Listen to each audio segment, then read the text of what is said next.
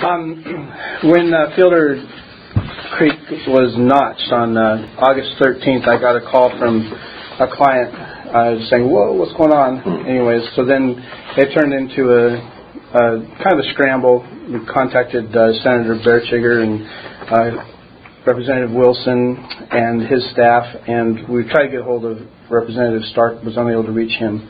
Anyways, and also ex-Representative Anderson, they all were very insistent that we get out there and get some samples. We don't have a baseline for what's behind the dam, and that's the biggest issue that we're concerned with at this time is what's behind the dam. And the report that I had reviewed on behalf of the county's legal I think it was the end of last year that I reviewed it, was a sedimentary sample which was really insufficient in their probe. From talking with one of them this past week, they made a lot of assumptions. Oh, if it's not there, it's not here. And they didn't do a thorough investigation of what was being retained behind the dam before they were going to take it out. Anyway, so I got there, and they had just taken 3 feet off the top, and the turbidity in the creek was substantial. Anyway, so if you look at your report, and the first one, sample number is 215-03194. That one was taken 75 feet below the dam at a place where I could get across the creek and be able to take a aqueous sample. This is of the water that was coming off the dam. Now this is just, the morning of its first release. So the results were the aluminum and these levels, they're elevated for drinking water. Turbidity was pretty high and so forth. But obviously the big concern is, okay, what's going to be coming as it comes down? So then if we flip over to the next... Help me understand. We've got aluminum, we've got EPA. This is the recommended, this is 200.7 is... That's the method, the scientific method by which we run it. Okay.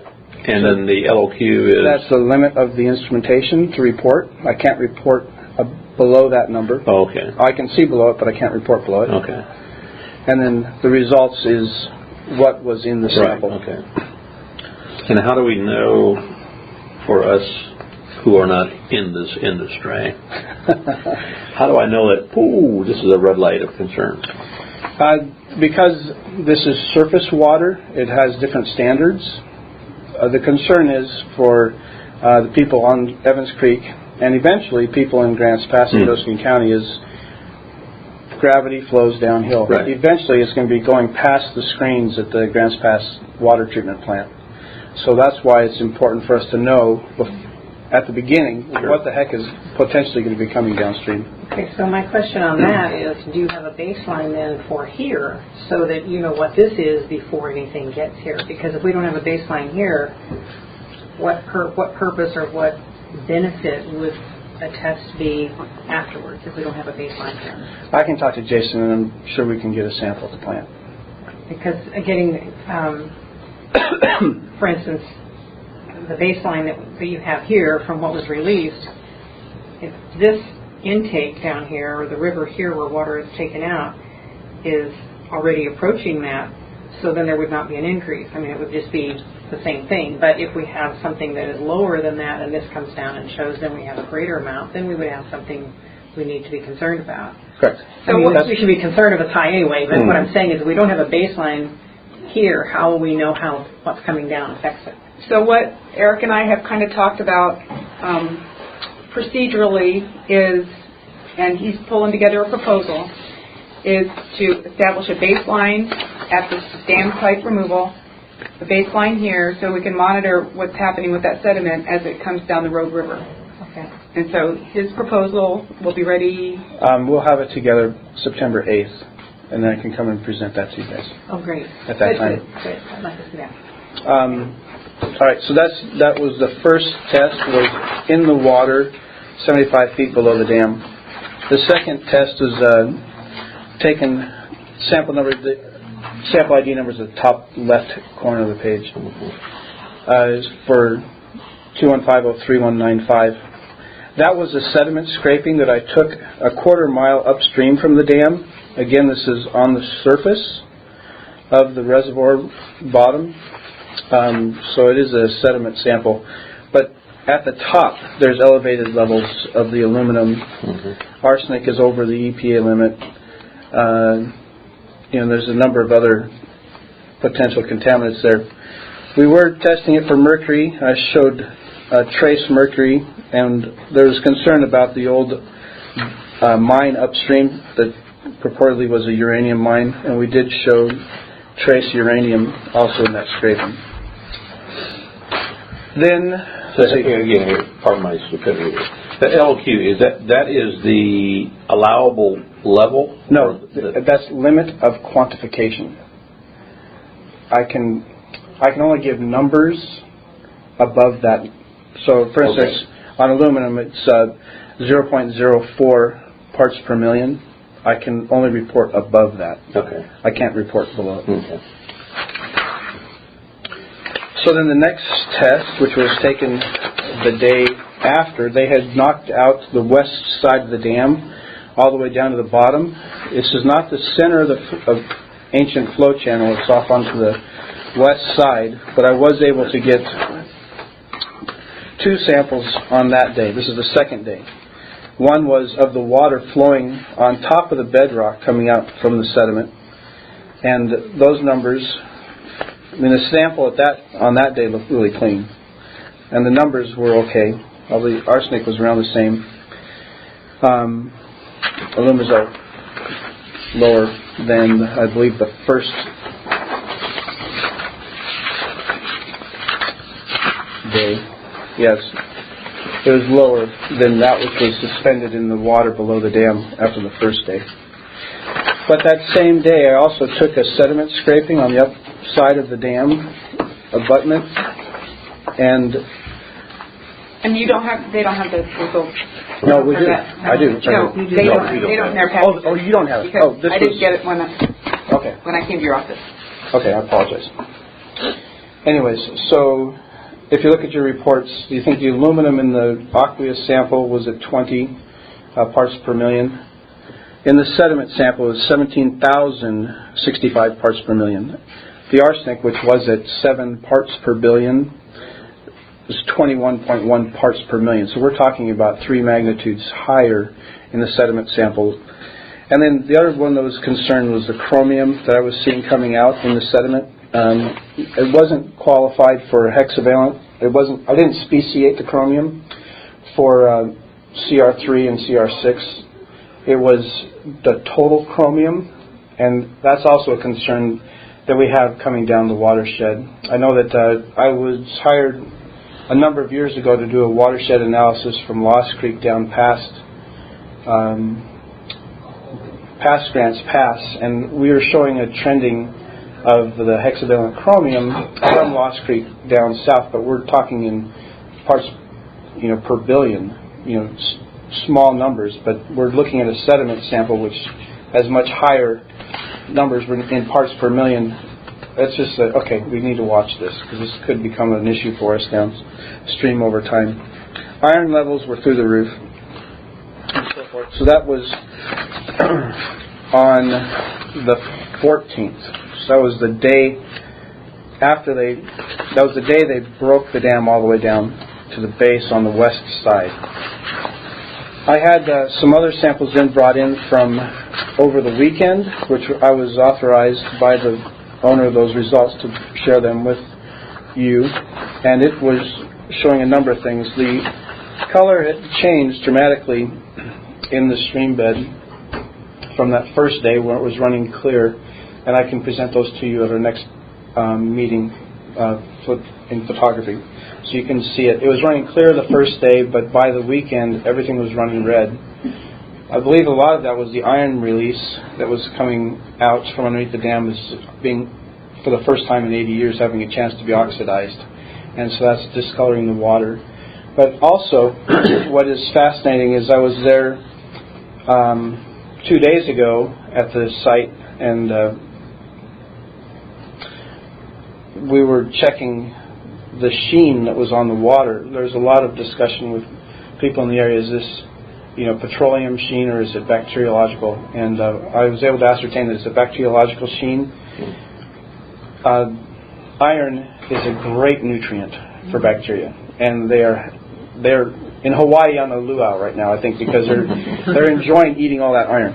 But that's going to be a problem for people downstream, just because iron bacteria is a very pernicious organism, which will have no problem clogging filters and impacting irrigation apparatus for people downstream.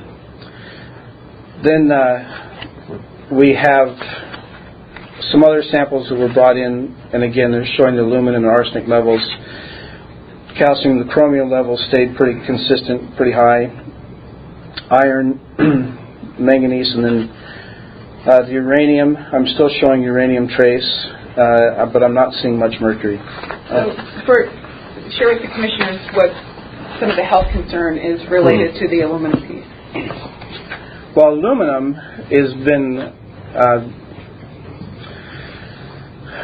it's been tied to Alzheimer's, and there's been a number of examples in the county where we've had residents on their groundwater supply showing with high aluminum levels, and this is unfortunately after the person who lived in the house passed, and they're all trying to figure out, well, why on earth was he having difficulties with his mental cognitive skills? And then they realized that it was after they passed and they sold the property, and they did a more extensive test that it was probably closely associated with the elevated aluminum levels, and that's something that we don't want our residents to have to deal with if we can avoid it in any way.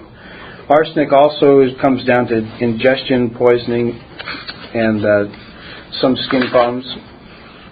And the chromium also can cause problems with liver and nerve tissues as it's ingested in elevated levels.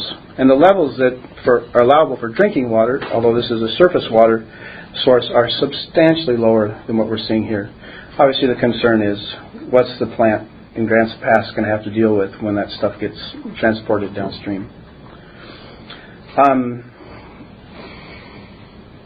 Is there any risk? A lot of our residents spend a lot of recreational time in the Rogue. What is the risk to recreational use of the Rogue River when that sediment gets down here? Well, the sediment is going to change the flow patterns in the river body. Again, we're trying to establish baselines.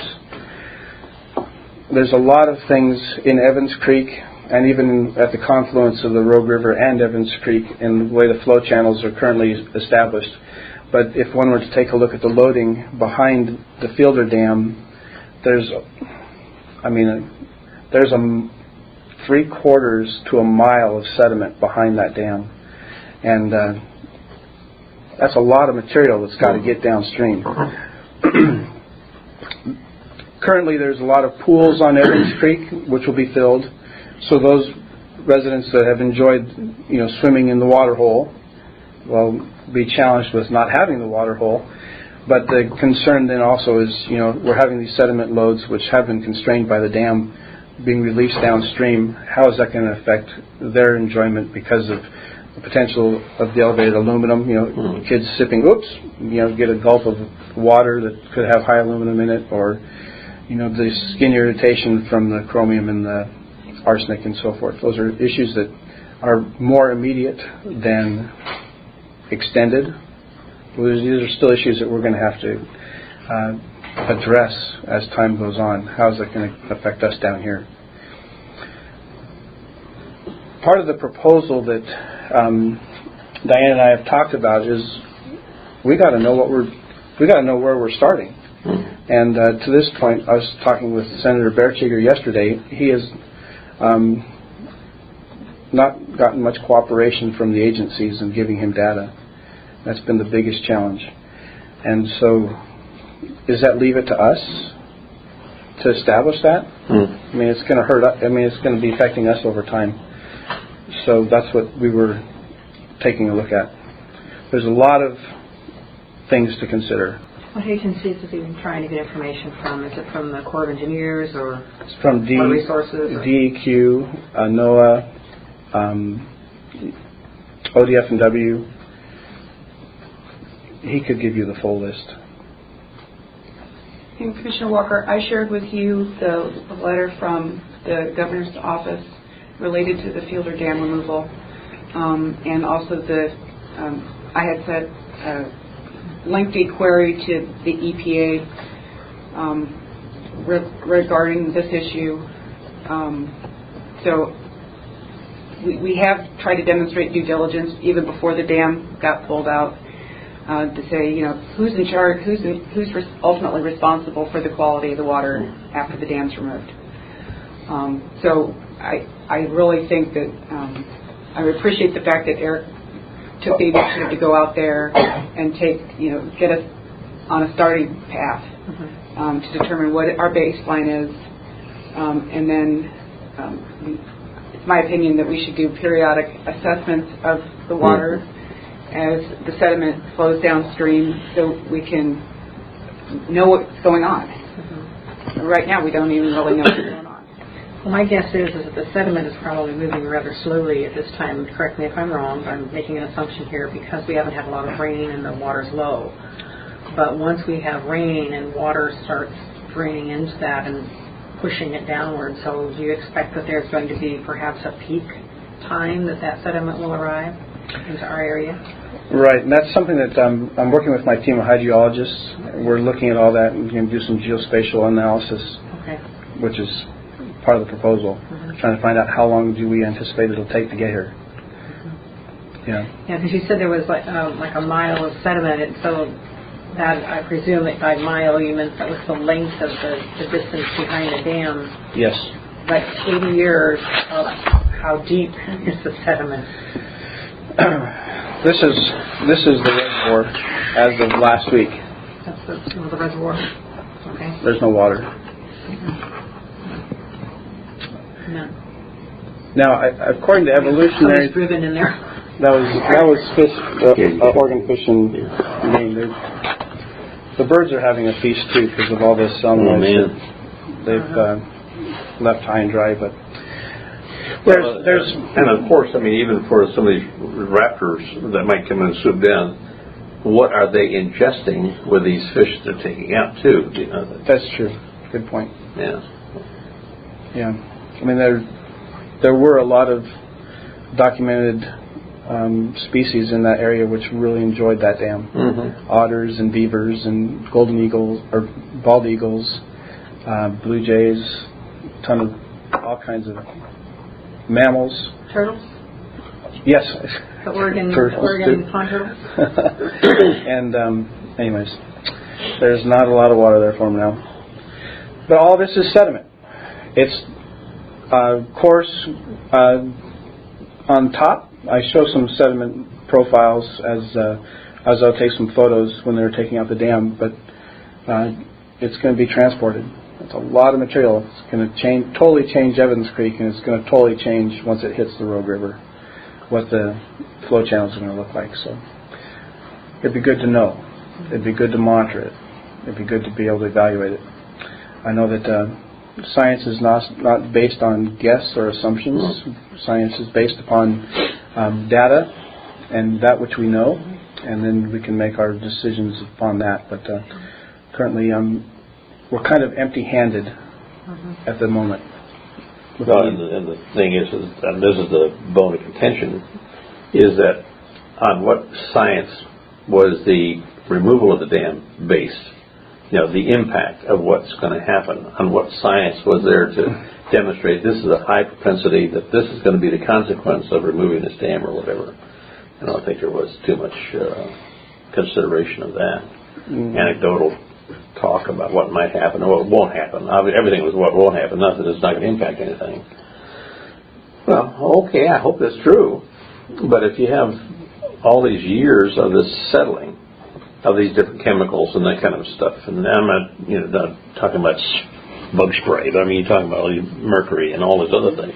The settlement is there. If we have a gully washer rain, now what happens to all those chemicals that are in that? They are going to go somewhere, and somewhere for us is downstream. Downstream is Grants Pass, Josephine County, yeah. And that's the concern. So. Yeah. Were there tests and then subsequent monitoring on the Savage Rapids? There were none that I know of. I mean, that's why I'm asking. I mean, I think they did a few core samples kind of thing before they took it out, but has there been a monitoring since? Of course, that's it's not that I know of. I mean, even the other thing that we were talking about is, we don't even have any temperature data loggers in Evans Creek. What's the temperature there? What is the potential fish habitat of Evans Creek? Maybe Fish and Game has data. Maybe DEQ has data, but as of yet, we haven't seen it. I think this would be a really good example of how we can, from the public health side, monitor the results of this. Because you've taken the tests like immediately, and then the continuous monitoring. And I think that would be a report that would be necessary for us to have when it comes to the removal of any other dams, because all of these are on a rogue watershed, and Applegate goes to the rogue, and et cetera. So the rogue watershed, when you're talking about all these, I've seen the map, all the little dams that are out there on these creeks that have been built over the years for irrigation or whatever. And there's no data on what happens when you take them out. I haven't found any. I mean, if there is any out there, tell me. But I think that since this is one that we started right at the very beginning, it'd be a good one to keep monitoring. I agree that it needs to be done, because that's probably going to be the first instance of data to substantiate anecdotal claims, complaints, or assertions about what happens when you remove dams. Or denials. As to what happens when you remove a dam. For fish passages, I don't think I'm going to see any fish going up that very soon. It's dry. Well, there's evolutionary species. Mudwalkers. Mudwalkers. Yeah, the advantage, because the dam was only 3 miles upstream from the confluence with the Rogue River, it's a smaller test area, sampling area, and observation area, which is advantageous to be able to get some serious data. So we'll have an idea what the proposed cost of that will be in a few weeks. So. Yeah. Now, on this data, from the DEQ or whomever else might be involved in this stuff, is that something that we can simply request, or do we have to request through some legal arm to say I requested. we want we this? can do it with FOIA if they don't give it to you. Well, The FOIA request. in terms of data, what I received back from my queries to DEQ, there were no numbers involved. It was just more assurances that all proper processes took place. I'd be happy to forward that email from the DEQ with attachments. I'm not necessarily interested in more assurances. I'd like to see, what do we have? I mean, if they don't have any data, like you're saying, there's no temperature testing, there's no data that is pre and initial post, okay, that's fine. Tell me there's no data. Sure. It doesn't mean that I'm comfortable with that. But yeah, on the other hand, at least we know they didn't do any testing. Okay, that's fine. But now, post, who's responsible for doing that testing? Is that incumbent upon the county? Is that incumbent upon the DEQ or whomever? What's that connected line of to whom do we go to find out answers to the questions, rather than listening to the world enders or the all is rosy people? I mean, where's that connectivity line? I mean, a citizen brought in, some months ago, the supposed results of the testing from DEQ, and I passed that along to Eric, and it was, I guess, inadequate. I'm not the expert. I couldn't even read it, and I didn't know if it had any significance, so I gave it to the local water lab guys. Could you discern what this means? I don't think it really told us anything. So it was for a different water. It was on the Rogue watershed, but it was not that dam. Oh. It was off Gold Ray. Oh, sorry. It was the Gold Ray one. Yeah. All the same. Water. Well, and that's the other thing too. Nothing was. I don't know that there was any of this kind of testing monitor or post monitoring with the gold ray either. And, how's that going to affect, that area? So, because Gold Hill takes water out of the river there as well. Mm-hmm.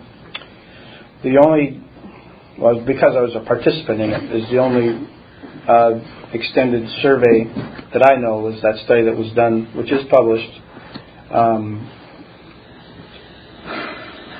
It was after the gold ray was taken out, so we do have.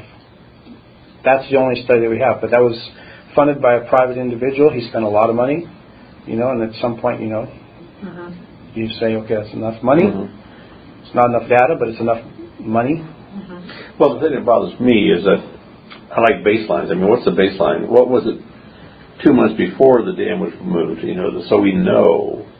And what is it like now 2 months after the dam? Now you have a baseline or whatever, and you can incrementalize from 2 months by month. You come up with some graph, and you say, oh well, if nothing of substances is really occurring, but you don't know, and then you simply have to rely upon either the rosy glasses people or the doom and disaster people, but you don't know, and that's where this really is frustrating. And so that's what the proposal is intended to address for the commissioners and the citizens of the county. Mm-hmm. Good. Okay. And is there a timeline on that being completed, or you say next month, is first week of next month, or? The deadline that I placed on our team was September 8th, which is a Tuesday. Okay. So we'll have it all together by then, and then we'll be able to present it, hopefully that. Yeah. I mean, we're obviously up against the weather deadline too, because if we're going to be getting in the heaven scraping and doing some biological studies as well, we have to do it before the rains come. Sure. And it's supposed to rain Saturday. Yeah. Not much. So when I first talked to Eric, he said it's going to take years before that sediment to get to Josephine County. So part of the request I sent over to legal and discussed with Leah is a 5-year plan. Mm-hmm. Let's get a baseline and then do periodic sampling for 5 years. So as it unfolds, we can understand what's happening. Yeah. I can also make a phone call to an individual that I know has been doing photographic surveys of the Rogue River, watching the gravel beds move around. So I might be able. I'll contact him and get his data, which goes back a ways, and then if he'll continue doing those surveys from an aircraft, then we can also help a lot in us monitoring, seeing where things are moving around as it's getting shuffled down the river. Mm-hmm. So good. Okay. Yeah, no, I appreciate all that. That's good stuff. All right, thanks for coming here. hey, Yeah, Thank you. very much. Thank you. thank you. Pleasure to meet you. Nice meeting you. Yeah, good to meet you. Nice to meet you too. Oh. Hey, you have to tell me how to read these things. Give me a class on reading these suckers. Remember working with challenged people.